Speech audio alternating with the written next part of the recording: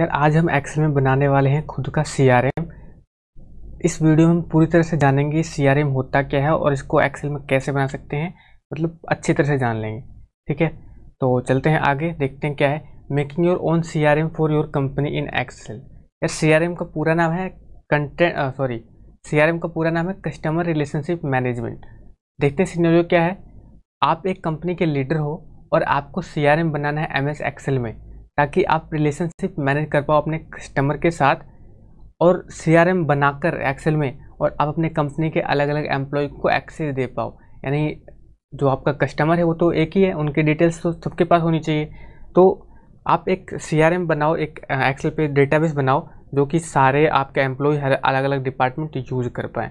तो ये सिनेरियो है, चलते हैं आगे। So hi guys, my name is Sachin Thakur, software programmer and web designer, lives in Gurugram, now available for you. अब देखते हैं आज का एजेंडा क्या क्या है। सबसे पहला है व्हाट इज सीआरएम।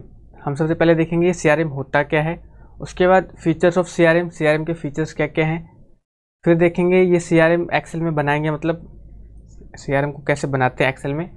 फिर हम उस सीआरएम में यानी उस डेटाबेस के अकॉर्डिंग एनालाइज करना सीखेंगे और डिसीजन लेना सीखेंगे।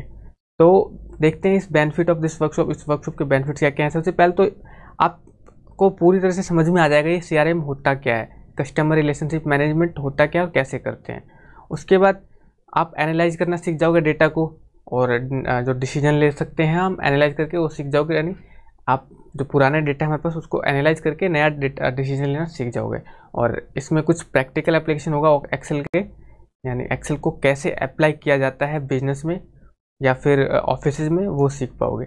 अब देखते हैं what is Excel, where it is used. Excel है क्या और कहाँ कहाँ यूज़ करते हैं। सबसे पहला लार्ज डेटा। जब बहुत सारा डेटा पे मैनिपुलेशन करना होता है, मान लो जोड़ घटाव या भाग गुना कुछ भी करना होता है, बहुत सारे डेटा होते हैं, तब हम एक्सेल का यूज़ करते हैं। जैसे कि अगर हमारे क्लास में 10 बच्चे हैं और उनके मार्कशीट बना रहे हैं, उनके नंबर टोटल कर रहे हैं, तो 10 बच्चों का टोटल करना आसान है। पर अगर आपको 100 या 1000 ऑफ बच्चों का टोटल निकालना है तो उसमें ये थोड़ा इम्प्रैक्टिकल हो जाएगा, उसके लिए आपको सॉफ्टवेयर की ज़रूरत पड़ेगी।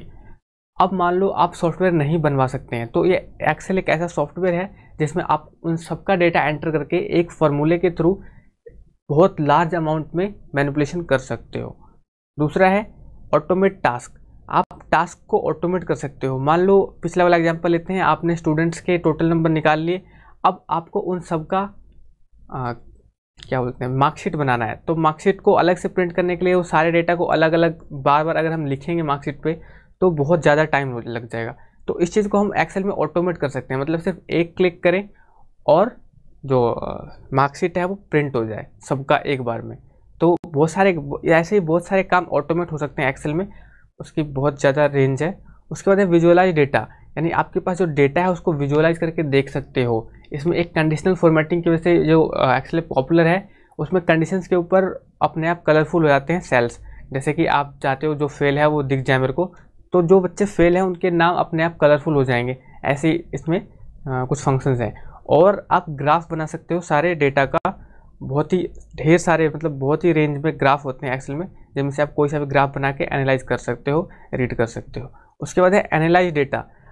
अब आपको डेटा पे एनालाइज करना है कि मान लो बहुत सारे डेटा, उनमें से कुछ एक, क्योंकि अगर हमारे पास ढेर सारा डेटा है उसमें से हमें कुछ ही चीज़ें एनालाइज करना होता है।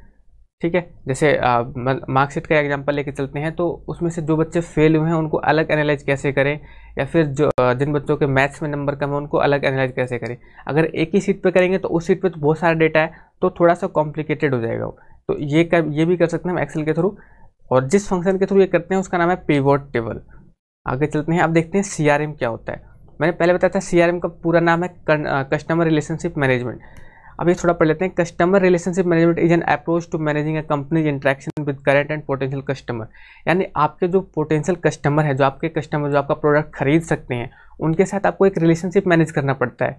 ठीक है, और जो भी आप जो प्रेजेंट में आपका कस्टमर है उनके साथ भी रिलेशनशिप मैनेजमेंट करना पड़ता है, उनको हेल्प करना पड़ता है। तो मान लो आपके पास ढेर सारे डिपार्टमेंट हैं और कस्टमर तो एक ही है। अगर कस्टमर आपको कॉल करता है, आप उससे पूछते हो हाँ जी मैं आपको वैलिड करना चाहता हूँ, उसका नाम पूछते हो, उसका ईमेल आईडी पूछते हो, ताकि आप देख पाओ कि हाँ वो सच में आपका कस्टमर है, वैलिड करते हो, मतलब उसको और फिर आपको पता लगता है उसका प्रॉब्लम तो सॉल्व ही नहीं हुआ, मतलब वो जो उस प्रॉब्लम का सॉल्यूशन ढूंढ रहा है वो तो किसी और डिपार्टमेंट के पास है। तो आप कॉल ट्रांसफ़र करते हो, वो अगेन उसको परेशान करता है कि भाई आप वैलिडेट करो, वो फिर से उसका नाम पूछता है। तो इस चीज़ से बचने के लिए भी CRM यूज होता है। It use data analysis about customer history, और इसमें हम कस्टमर की हिस्ट्री, अगर हमारा जो एग्जिस्टिंग कस्टमर है उसके हिस्ट्री के अकॉर्डिंग हम एनालाइज कर सकते हैं कि भाई वो क्या ज़्यादा खरीदता है, किस चीज़ में इंटरेस्टेड है, किस टाइप का प्रोडक्ट वो ज़्यादा यूज़ करता है, ये सब कुछ देख सकते हैं। ठीक है, अभी मैं एक अच्छा एग्जांपल दूं आपको CRM का। तो आपके पास बहुत सारे ईमेल्स आते होंगे, आपने कभी भी कहीं से कोई प्रोडक्ट खरीदते हो और उनके पास आपका ईमेल जाता है, तो आपका उनके पास ईमेल आता है। अगर मैं एक लाइव एग्जांपल बताऊं तो जब हम मार्ट में जाते हैं कुछ खरीदने, तो हम जब बिल लेते हैं तो हमसे मोबाइल नंबर मांगते हैं, और जैसे ही उनको मोबाइल नंबर देते हैं, नाम वगैरह तो होता है उनके पास, वो उनके CRM में अपने ऑटोमेटिकली ऐड हो जाता है, उनका सिस्टम ऑटोमेटेड होता है। हम जैसे उसको नंबर देते हैं बिल काटने के लिए, उनका हमारा नंबर वो अपने CRM में ऐड कर देते हैं, और जब भी कुछ नया सेल होता है तो वो हमें मैसेज भेजते हैं उस नंबर पे। आप सबके साथ हुआ होगा, या फिर आप किसी भी ईमेल पे ले लीजिए, बहुत सारे मैसेज आपको आते ही रहते होंगे।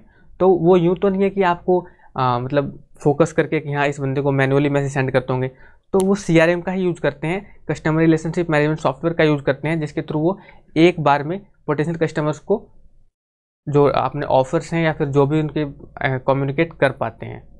अब CRM की एक और बात बताऊँ तो वो अलग अलग फीचर्स, जैसे कि उनका पोटेंशियल कस्टमर कौन कौन सा है, वो कौन सा किस टाइप का कस्टमर है, मतलब कितने खर्च करता है, वो अलग अलग तरह से अलग अलग चीज़ों को सॉर्ट करके और आपको मैसेज भेजते हैं। अब देखते हैं फीचर्स ऑफ CRM के फीचर्स क्या क्या हैं। सबसे पहले है कॉन्टैक्ट मैनेजमेंट। आपके जो कस्टमर्स हैं उनके कॉन्टैक्ट को मैनेज कर सकते हो आप CRM के थ्रू।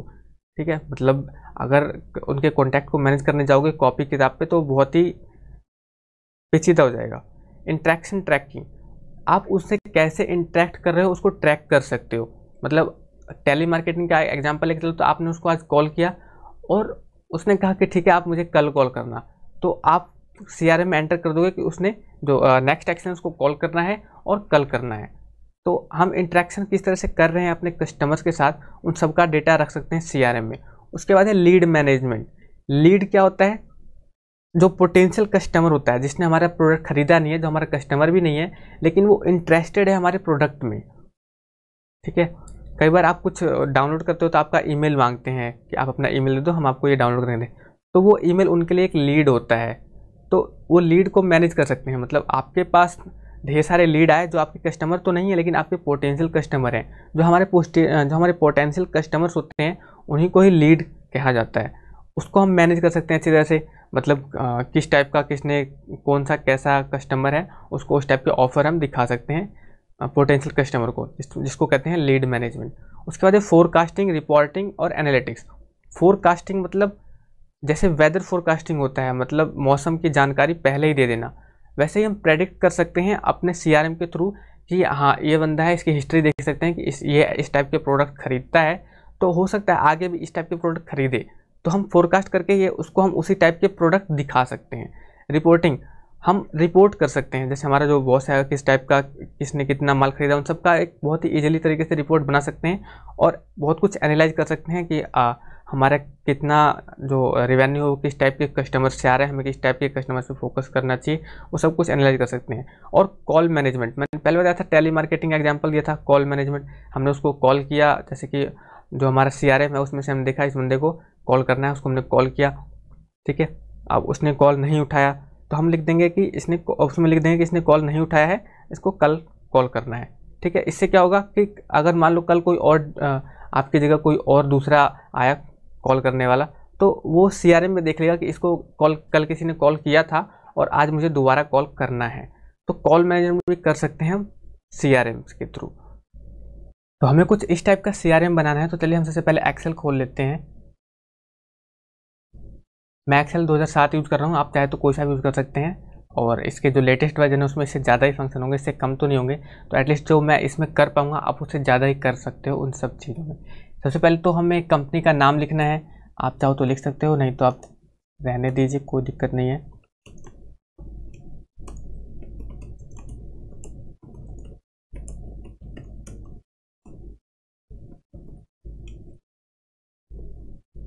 मैं इसका साइज बड़ा कर लेता हूँ और कलर ऐड कर देता हूँ। उसके बाद मैं अपना नाम लिख देता हूँ,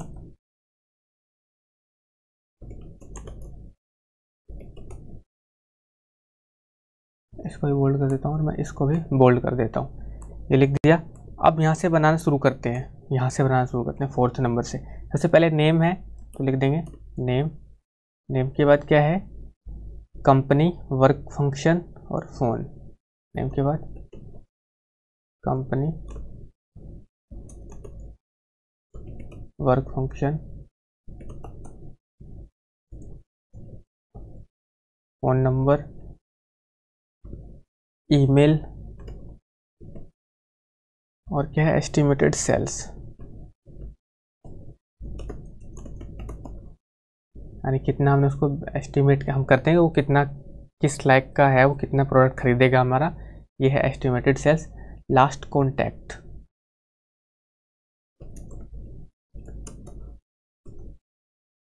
लास्ट कॉन्टैक्ट, नेक्स्ट एक्शन,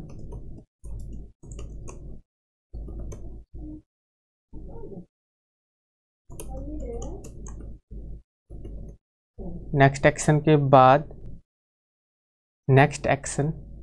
बाद नेक्स्ट कॉन्टैक्ट डालेंगे इसमें। उसके बाद लीड स्टेटस, फिर है लीड सोर्स, यानी लीड कहाँ से आया है, यानी हमें उसकी इन्फॉर्मेशन कहाँ से मिली है, ताकि हम देख पाएँ कि हमारे पास कहाँ से इन्फॉर्मेशन आ रहा है। उसके बाद अगर कोई नोट्स है उसके बारे में तो वो लिख सकते हैं, और अगर वो कोई फीडबैक है, फीडबैक लिख सकते हैं। और एक लास्ट में पेमेंट का और कर देते हैं, यहाँ इससे पहले इंसर्ट करते हैं। तो सबसे इनसे पहले इंसर्ट करने के बाद जहाँ से इंसर्ट करना है वहाँ पे जाएंगे, और होम में ये देखो इंसर्ट है, यहाँ से इंसर्ट कॉलम कर देंगे, एक नया इंसर्ट आ जाएगा, और यहाँ पे हम लिख देते हैं पेमेंट।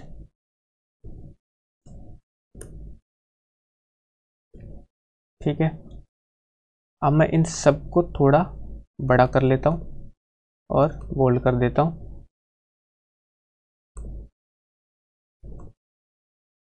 नहीं, इतना बड़ा तो नहीं होना चाहिए।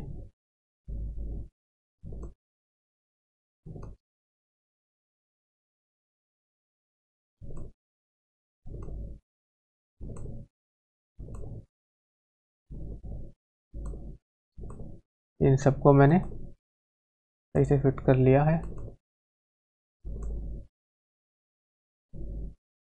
ठीक है,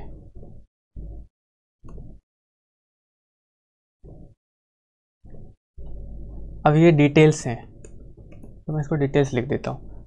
इसको इनसे भी बड़ा करके और इनको एक अलग कलर में देता हूँ। कहाँ तक है डिटेल्स,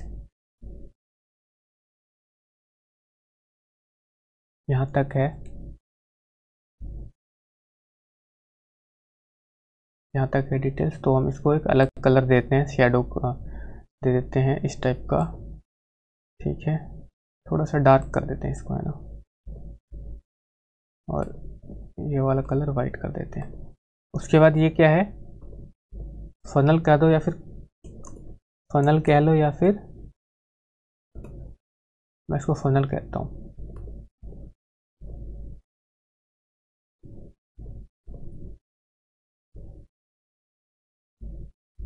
इसका भी कलर हम चेंज कर लेते हैं, ग्रीन कर देते हैं डार्क, और वाइट कर देते हैं। सेम हम इनका कलर चेंज करना चाहते हैं, इनका कलर भी चेंज कर लेंगे।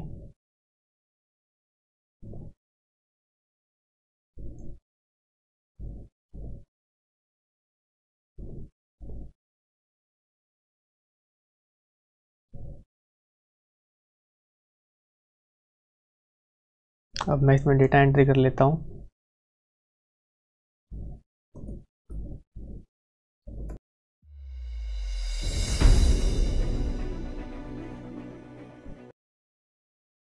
सबसे पहले हमने यहाँ पे नाम लिखा है, फिर कंपनी का नाम लिखा है, work function student, phone number लिखा है, ईमेल एड्रेस लिखा है।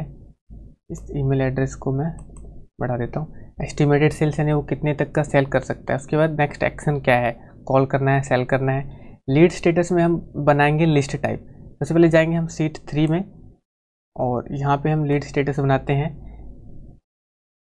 ऊपर लिखते हैं lead status warm called active. ठीक है, ये 3 टाइप के मैंने बताया लीड स्टेटस। इनको मैं सेलेक्ट करके और फॉर्मूला पे जाके डिफाइन नेम करके लीड स्टेटस लिख दूंगा। ठीक है, अब शीट 1 में इसको डेटा में जाके डेटा वैलिडेशन लगाऊंगा। डेटा वैलिडेशन लगाने का मतलब मैं इसको लिस्ट टाइप का बनाऊंगा ताकि एरर के चांस कम हो जाए। ये लिस्ट सोर्स क्या है, अब जो हमने वहाँ पे डिफाइन नेम किया था वो यहाँ पे डाल देंगे। देखो वो लिस्ट आ जाएगी। ठीक है, अब इसको हम यहाँ तक आगे तक कॉपी कर सकते हैं ताकि सब में आए लिस्ट यहाँ तक। लीड सोर्स का भी ऐसे ही हम शीट 3 में जाके लीड सोर्स बनाएंगे। लीड सोर्स मान लो वेबसाइट से आया है या यूट्यूब से आया है या फिर फेसबुक कैंपेन चल रहा वहाँ से आया, फिर रेफरल से आया है। इनको भी सिलेक्ट कर लेंगे और सेलेक्ट करके हम फॉर्मूला पे जाके डिफाइन नेम करेंगे और लिख देंगे lead status sorry source. Lead source कर लिया। अब इसका भी हम सेम लीड सोर्स को भी हम क्या बनाएंगे, लिस्ट बनाएंगे ताकि हमारे एरर के चांसेस इसमें भी कम हो जाए। List equals to lead source. देखो इसमें भी ऑप्शन आ गए। क्या इसको हम खींच के कॉपी पेस्ट कर देंगे नीचे तक। अब पेमेंट, उससे हमें जितनी पेमेंट, हम इसको पूरा सेलेक्ट कर लेते हैं और इसको हम होम में जाके जनरल के अलावा इसको हम पेमेंट का अकाउंटिंग टाइप का कर देते हैं। सेम इसको भी हम अकाउंटिंग टाइप का कर देते हैं क्योंकि ये भी अकाउंटिंग टाइप का है। फीडबैक और नोट को थोड़ा थोड़ा बड़ा कर देते हैं क्योंकि फीडबैक और नोट थोड़े से बड़े होंगे। अब मैं आपको दिखाता हूँ, पूरा हमारे पास बन गया है ये, जिसमें कंपनी लिखा है, डिटेल्स, नेम, कंपनी, स्टूडेंट्स, सब कुछ देख सकते हो। अब मैंने लिख दिया है next action, lead status, payment, feedback तक है। ठीक है, आपको अगर अच्छी तरह से एक्सेल आता है तो आप कुछ भी बना सकते हो इसमें। ये शीट 3 पे जाके है ना, कॉल लॉग बना सकते हो, सेल्स लॉग बना सकते हो, आप कुछ भी बना सकते हो अगर आपको एडवांस एक्सेल आता है तो। ये मेरा फ़ोन नंबर कुछ अजीब सा दिख रहा है, हाँ ठीक हो गया।